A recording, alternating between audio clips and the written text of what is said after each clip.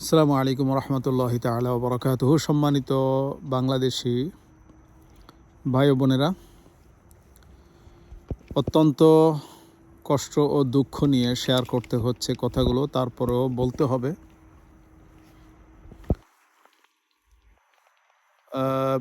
ইস্যুর শেষ নেই।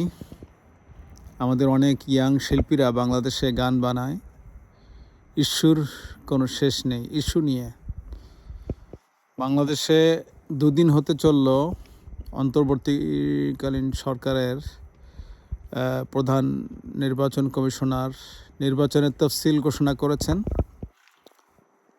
এমনই একটা মুহূর্তে একদিন পার হতে না হতেই, অথবা বলা যায় যেদিন তফসিল ঘোষণা করা হয়েছে সেদিনেই জুলাই বিপ্লবের অন্যতম সাথী, অন্যতম সেপাহ সালার হাদি ভাইকে রক্তাক্ত করা হয়েছে, গুলিবিদ্ধ করা হয়েছে। খুবই সংকটাপন্ন অবস্থায় তিনি আইসিইউতে আছেন। তো আসলে এইমাত্র ভিডিও দেখতেছিলাম, পিনাকি ভট্টাচার্য, যদিও নামটা তিনি এখনও বদলাননি, তার কথাবার্তায় আমরা যেটা বুঝতে পারি তিনি ঈমান এনেছেন। তিনি বারবার যেভাবে ইসলামের কথা বলছেন, বলে যাচ্ছেন, ব্যাখ্যা দিচ্ছেন, সত্য করে এটা বলতে হবে যে ওনার মতো খুব আলেম ইসলামের ব্যাখ্যা আমরা এভাবে দিতে পেরেছি, বা স্বাধীনতার পক্ষে, বাংলাদেশের সার্বভৌমত্বের পক্ষে আমরা বলতে পেরেছি। তো আল্লাহ রাব্বুল আলামিনের কাছে দোয়া চাই, তাকে আল্লাহ আরও বেশি বলিষ্ঠ করুন, তার কণ্ঠকে আরও বেশি বলিষ্ঠ করুন, তাকে আরও বেশি বাংলাদেশের জন্য, বাংলাদেশের ইসলামের জন্য তাকে আরও বেশি শক্তিশালী করুন। তো যে কথা বলছিলাম, হাদি ভাই, শরীফ ওসমান হাদি, তাকে যে গুলিবিদ্ধ করা হয়েছে, এটার কারণ হিসেবে পিনাকি তিনি যেই অ্যানালাইসিসটা করেছেন, তিনি যেই তার শেয়ারিংটা করেছেন, সেখানে অত্যন্ত গুরুত্বপূর্ণ একটা কথা তিনি বলেছেন। আমরা হয়তো অনেকে বলিনি, কিন্তু সেই অব্যক্ত কথাটাই তিনি প্রকাশ করেছেন। সেটা হলো, জুলাই বিপ্লবের পরবর্তীতে যেই অন্তর্বর্তীকালীন যেই গভর্নমেন্টটি করা হয়েছে, এটা নিয়ে আমাদের অনেকের হয়তো অনুভূতিটা আমরা হয়তো সুন্দরভাবে, স্বাধীনভাবে অনেকে বলতে পারিনি। আজকে বলার সময় এসেছে। জুলাই বিপ্লবের যখন অন্যতম একজন সাথী বা নেতাকে যখন এভাবে গুলিবিদ্ধ করা হয়, তখন এই কথাগুলো আসলে বলতে হবে। এটা বলার ছাড়া সামনের দিনগুলো আসলে যে কোথায় যাচ্ছে, এটা আমরা কেউ বলতে পারবো না। বাংলাদেশে কারো স্বাধীনতা নেই, তাহলে যাদের মাধ্যমে আজকে আমরা বাংলাদেশে নতুন করে এক স্বাধীনতার স্বাদ মানুষ পেল, তাদেরকে যদি হত্যা করা হয়, তাহলে সামনের যেই বাংলাদেশ, নতুন নির্বাচন করে নতুন একটা যে বাংলাদেশ গড়া হবে, সেই বাংলাদেশ গড়া হবে আসলে কিসের উপরে? এই যে স্বাধীনতা যুদ্ধের যারা অতন্দ্র প্রহরী, যারা যোদ্ধা, তাদের যদি নিরাপত্তা আমরা না দিতে পারি, তাহলে কোন বাংলাদেশ আমরা পেয়েছি আসলে? তো আসলে হাদি ভাইয়ের এই গুলিবিদ্ধ চিত্র আমাদের সবাইকেই একটু থমকে দিবে, অবশ্যই চিন্তিত করবে, এটাই স্বাভাবিক। পিনাকি দাদা বলি, ভাই বলি, ওনার ভাষায় বলতে হবে যে এই গভর্নমেন্ট আসলে বিপ্লবোত্তর যেই গভর্নমেন্টটি হওয়া উচিত, তেমনটা আসলে হয়নি। এই দায় তিনি প্রথমত এই বিপ্লবের প্রথম সারির যারা সেপাহ সালার, এই যারা নেতৃত্ব দিয়েছে, নাহিদ, আসিফ, হাসানাত, সার্জিস, হাদির মতো যারা সামনে থেকে নিজেদের বুক পেতে দিয়ে ফ্যাসিস্ট সরকারকে হটিয়েছে, তারা কিন্তু একটা নতজানু সরকার তারা প্রতিষ্ঠিত করেছে বলতে হবে। অর্থাৎ এখানে উচিত ছিল, আমি আমারটা স্বাধীনভাবে বলতে চাচ্ছি, যে উচিত ছিল এই যারা বিপ্লব করেছে তারাই প্রথম সারিতে থাকবে।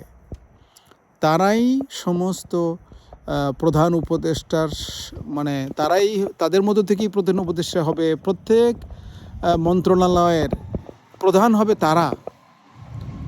হ্যাঁ, পুরনোদেরকে অবশ্যই দরকার আছে, সচিবদেরকে দরকার আছে। সচিব তো সব মন্ত্রণালয়ের সচিব তো আছেই, অনেক বাঘা বাঘা সচিব, অনেক পুরনো সচিব আছে, সচিব আমলা তারা থাকবে।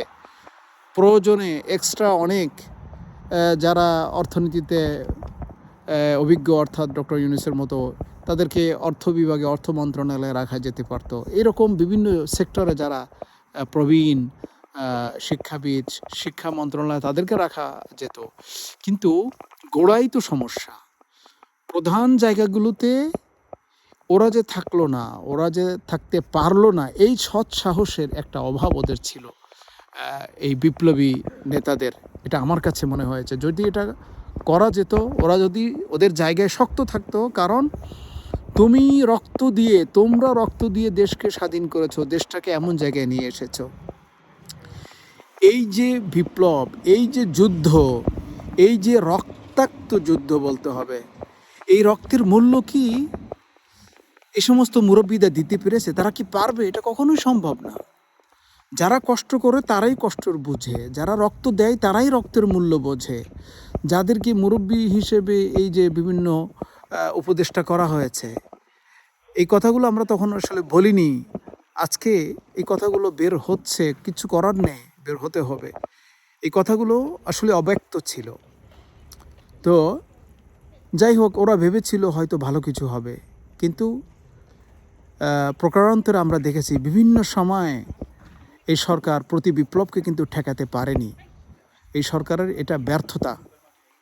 এর অন্যতম কারণ হলো যে তারা এই বিপ্লব সরাসরি করেননি, যার কারণে বিপ্লবের মূল্য তারা বুঝবেন না। তারা হয়তো অনেকে পূর্বের সরকারের, ফ্যাসিস্ট সরকারের হয়রানির শিকার হয়েছেন, ঠিক আছে, কিন্তু সরাসরি মাঠে, ময়দানে, রাজপথে রক্ত তারা দেয়নি। তো যাই হোক, যা হবার হয়েছে। এই জুলাই বিপ্লবের প্রথম সারির যারা নেতা, তাদের আসলে কিছু ভুল বলতে হয়। তারা যেমন এই ভুলটা করেছে, তারপরে আরেকটা ভুল করলো। তারা আবার নতুন করে রাজনীতিতে আসার জন্য তারা দল করার চিন্তা করলো, রাজনৈতিক দল করা, ভবিষ্যতে নির্বাচন করে তারপরে ক্ষমতায় যাওয়ার। এই আর এক বলা যায় যে কঠিন রাস্তায় তারা নেমেছে। এখানেই তো আর একটা ভুল। এরা আসলে হতে পারে এটা তারা একটা পরিস্থিতির শিকার। তাদেরই যখন ক্ষমতা ছিল, যে তাদের উচিত ছিল এই সরকার গঠনটা তাদের মতো করে করা। তখন যদি তারা তাদের মতো করে করতো, তাদেরকে কেউ ঠেকাতে পারতো না। কারণ তারা এই গণবিপ্লব করে একটা সরকারকে হটিয়েছে। তারা যদি নিজেদের মতো করে সরকারটাকে সাজাতো, এখানে কেউ কিছু বলতে পারতো না। কিন্তু তারা সেখানে এই ভুলটা করেছে দেখেই পরবর্তীতে তারা হয়তো বুঝতে পেরেছে যে আমরা যদি আবার সংখ্যাগরিষ্ঠ ছাত্র প্রতিনিধি যদি সরকারে আসতে হয়, গণবিপ্লবের প্রথম সারির নেতাদেরকে যদি আবার ক্ষমতায় আসতে হয়, তাহলে নতুন করে রাজনৈতিক দল করা ছাড়া, ভোটে অংশগ্রহণ করা ছাড়া বোধহয় সম্ভব না। তো এইটা বোধহয় তারা বুঝতে পেরেছে। কিন্তু আসলে এইখানে একটা গ্যাপ ছিল। এই গ্যাপটা না করে তারা যদি শুরুর থেকেই তাদের মতো করে একটা গভর্নমেন্ট তৈরি করতো আর মুরব্বীদেরকে সাথে নিত, তাহলে ঠিক ছিল। মাত্র 2-3টা মানে উপদেষ্টা তাদের মতো তো হয়েছে, এটা যথেষ্ট না। বরঞ্চ প্রত্যেকটা সেক্টরে তাদের পক্ষ থেকে উপদেষ্টা হওয়া উচিত ছিল, ইয়াংদের পক্ষ থেকে উপদেষ্টা হওয়া উচিত ছিল। প্রত্যেকটা মন্ত্রণালয়ের প্রধান দায়িত্বে ইয়াংদেরকেই থাকা উচিত ছিল। আমার মেসেজটা বোধ হয় ক্লিয়ার। এই কথাটাই শেয়ার করতে চাইলাম।